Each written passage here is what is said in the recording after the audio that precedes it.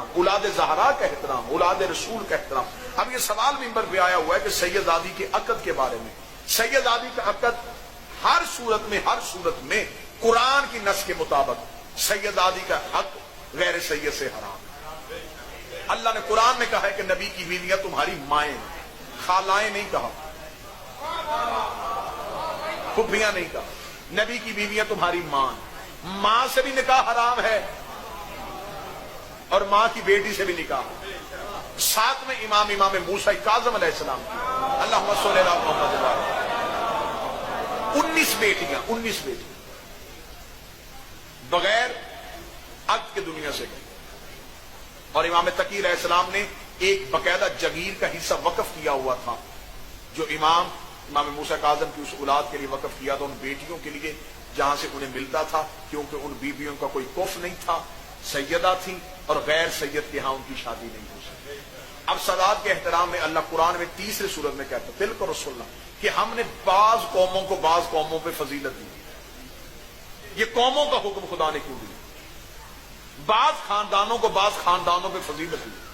امام نے فرما دیا ہے اس کی نص میں، اس قرآن کی آیت میں امام نے فرمایا جس خاندان کی بات کر رہے ہیں وہ خاندان آل عمران ہے، اور قیامت تک کے لیے جو بھی نسل سادات ہے وہ آل عمران ہے، وہ اولاد حضرت ابو طالب میں سے ہے، وہ نسل سیدہ میں سے ہے۔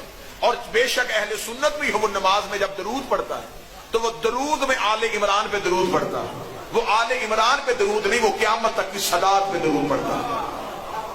اور جن پہ نماز پہ مصلی پہ درود پڑھا جائے ان کی برابری نہیں کی جا سکتی۔ توضیح المسائل آج کے زندہ مجتہد کی بھی اٹھا کے ممبر پہ ابھی لے کے آئیں، سیستانی صاحب کی ہو، خامنائی صاحب کی ہو، زندہ مجتہد کی بھی توضیح اٹھا کے لائیں، تو اس میں بھی فقہ کے مسئلے میں ایک مسئلہ لکھا ہوا ہے کہ غیر سیدزادی 50 سال کی عمر تک ماں بن سکتی اور سیدزادی 60 سال کی عمر تک ماں بن سکتی۔ 10 سال کا فرق خدا نے خود رکھا، 10 سال کا فرق خدا نے رکھ کے بتایا ہے کہ ان کی نو اور ہے اور تمہاری نو اور۔ آج ہر صورت میں کوشش کی جا رہی ہے معاذ اللہ ثم معاذ اللہ ایسے فتوے جاری کرنے کی کہ سیدزادی کا اگر غیر سید سے ثابت کیا جائے سیدزادی پہ صدقہ حرام ہے، غیر سید پہ حلال ہے۔ حلال اور حرام کا فرق ہے۔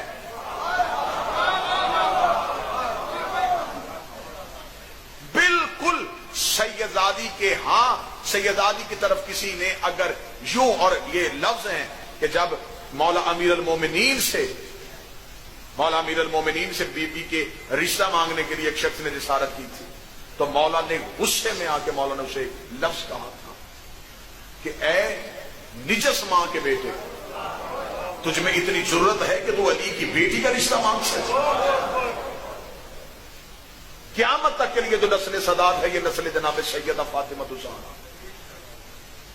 ایک سید کی خدمت کرنا، ایک سید کی خدمت کرنا، معصوم فرماتے بالکل ایسے ہی ہے جیسے اس نے ایک امام کا دور پایا اور اس امام کی اطاعت میں اپنی پوری زندگی گزاری۔